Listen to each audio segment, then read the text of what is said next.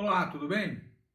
Eu imagino que com algum grau de certeza você já deva ter ouvido falar que Deus castiga o pecado, a iniquidade de alguém até a terceira ou quarta geração das pessoas. Bem, esse texto de fato aparece no Antigo Testamento, Êxodo, Número, Deuteronômio, e as pessoas, principalmente a partir da década de 1990 aqui no Brasil, começaram a utilizar esse texto para construir ou para fundamentar uma doutrina chamada doutrina da quebra de maldição.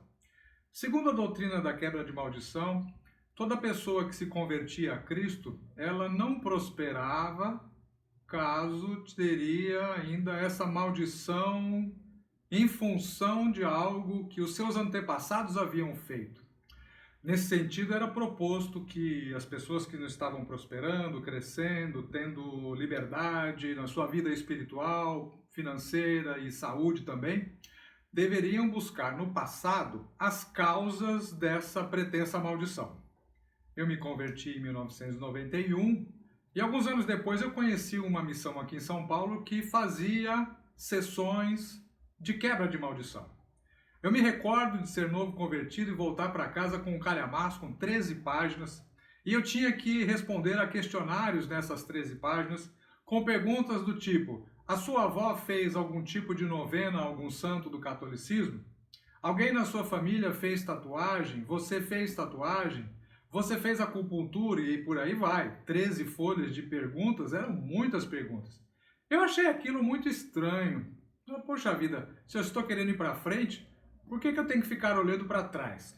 Eu fui procurar na Bíblia algum outro texto que desmontasse essa teoria, essa hipótese, porque aquilo para mim não parecia ser muito correto.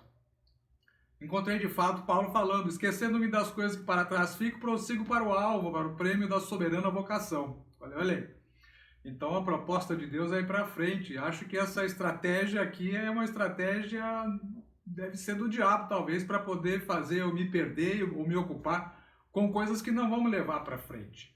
E assim eu fiz, não segui mais aquele grupo, não apareci mais nas reuniões, mas ficou aquela questão, né? E o texto sobre a quebra de maldição? Muito bem, eu encontrei, evidentemente, é fácil encontrar, você procura na Bíblia e os textos estão lá. E eu notei que havia, como há em todo o texto bíblico, a necessidade de se considerar o contexto na sua interpretação. O contexto são os versículos em redor, antes, depois, ou os versículos no mesmo livro, ou os versículos na própria Bíblia. São eles que dão o contexto para a interpretação de um versículo. E aí, quando eu fui ler o texto de Deuteronômio 28, versículo 13, ou mesmo Deuteronômio capítulo 30, diz o seguinte: quando todas as coisas acontecerem sobre vocês, a bênção e a maldição que pus diante de vocês, se vocês se lembrarem delas em todas as nações por onde o Senhor seu Deus os lançar, e se voltarem para o Senhor, algumas versões dizem se converterem ao Senhor seu Deus, vocês, os seus filhos, de todo o seu coração, de toda a sua alma, e derem ouvidos à sua voz, segundo tudo que hoje lhes ordeno, então o Senhor seu Deus mudará a sorte de vocês, se compadecerá de vocês e os reunirá. E aí vai. O Senhor, o seu Deus, secundará o seu coração e o coração dos seus descendentes. Depois diz: se vocês se converterem ao Senhor, o seu Deus, de todo o coração e de toda a tua alma, então o Senhor fará trazer você de volta. E o texto segue. Aí eu fui entender que a conversão era a chave para a quebra de maldição. E de fato é assim que os autores do Novo Testamento interpretaram esses textos. Paulo, quando escreveu a sua carta aos Gálatas, no capítulo 3, no versículo 13, ele deixou isso muito claro. Cristo nos resgatou da maldição da lei, fazendo-se ele próprio maldição em nosso lugar.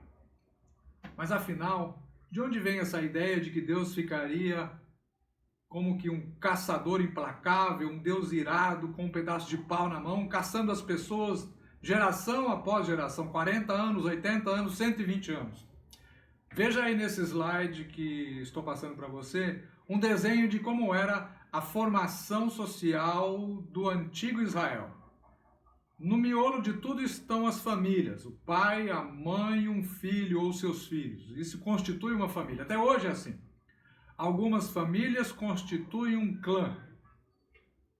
E alguns clãs constituem uma tribo.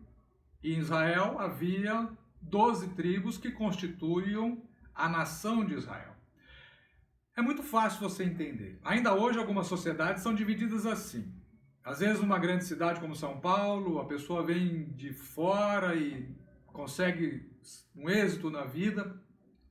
Logo depois vem um parente, vem outro, e dependendo da região de São Paulo, eles costumam morar todos no mesmo terreno, às vezes na mesma casa até. Então ali estão o avô, às vezes o filho e o neto. E na antiguidade isso era mais comum, afinal de contas você sabe pela Bíblia, as pessoas viviam muitos anos, até mais do que hoje, dependendo da época.